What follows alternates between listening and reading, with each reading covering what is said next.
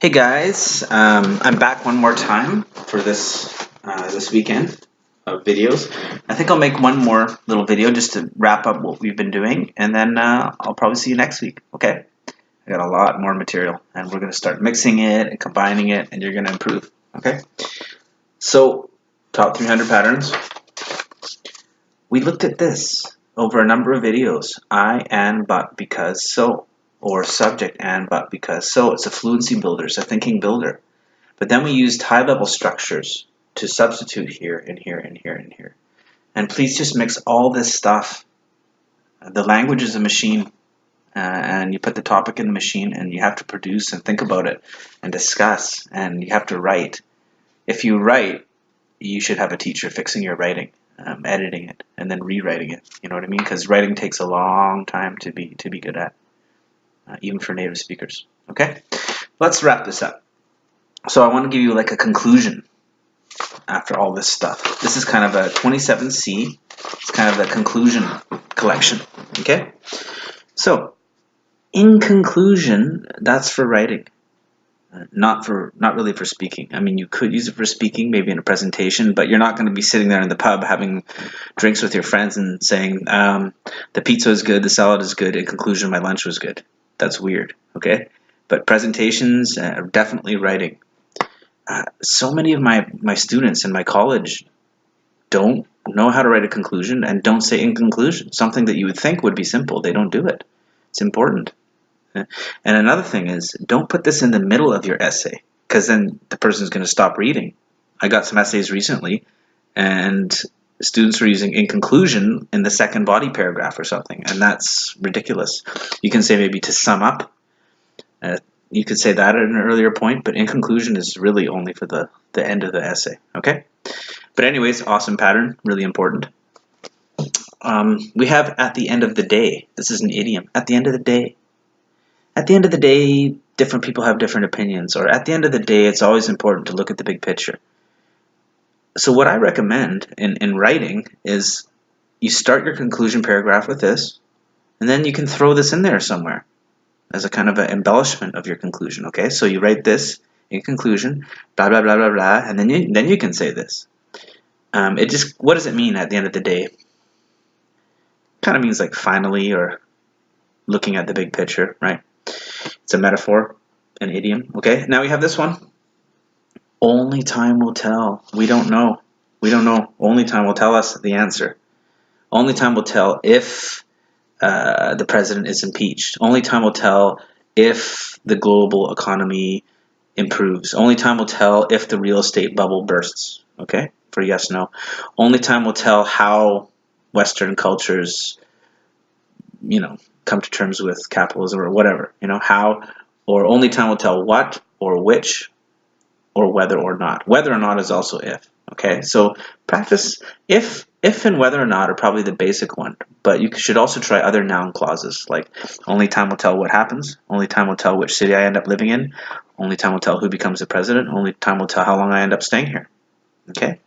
Practice it. Only time will tell. Really good for conclusions.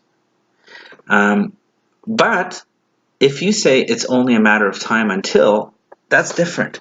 That means you know something is coming. Okay, so listen to this. If somebody says only time will tell if, we don't know. We need to wait for time to tell us the answer. But if somebody says it's only a matter of time, it's only time until that thing happens. That means we know it's going to happen. We're sure it's going to happen. It's not a question of if, it's a question of when. Okay? So you're not going to say both of these. You're going to say one of these, because they're different ideas. One of them is like you don't know, and one of them is like you do know. And they're both idioms, and they're both so cool. So in your conclusion, this is one possible conclusion. You have your conclusion, and then you say this at the end of the day, and then you can, if you want, you can say only time will tell, or it's only a matter of time until. Okay?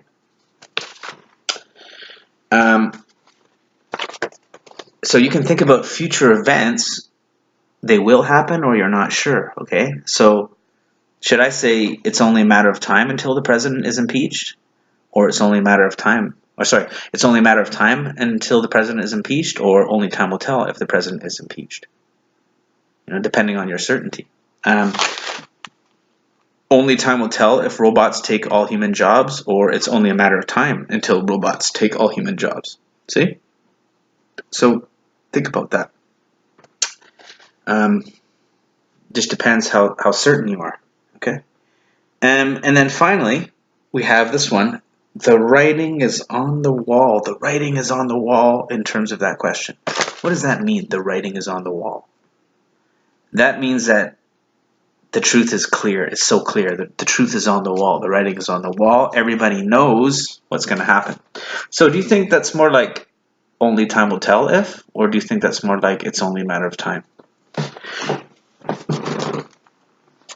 The writing is on the wall. The writing is on the wall. Everybody knows. Is that more like only time will tell if, or it's only a matter of time? Okay, put your answer in the comments. It's only one of those. Okay, guys, so these are not all the things that you could say in a conclusion, but it is a nice collection, and these are some important idioms.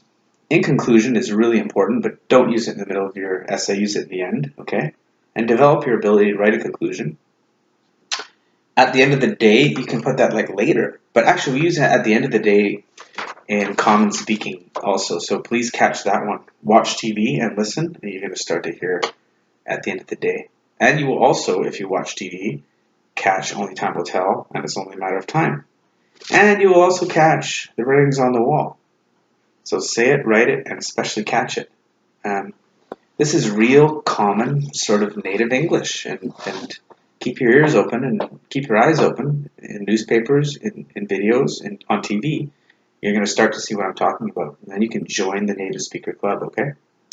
So practice this.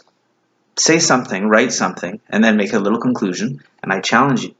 In conclusion, use it. At the end of the day, use it, and then choose one of the time expressions. Choose one of the time expressions, and depending which one you choose, you could or may not say the writing's on the wall. Okay, guys, so that's it for this week. I wanted to get some content up there because I have many things to do to share with you, and I hope you enjoy that. And your homework is practice. Say it, write it, catch it. Review all these videos and keep watching them and keep watching them and practice and make sure it comes out of your mouth and out of your pen, or you won't get it. Okay? But if you do that, you internalize this. You need to internalize this kind of software. It'll become how you think and speak, and it's going to be a wonderful foundation for your English future. Okay? Take care, guys. Until next time. Bye.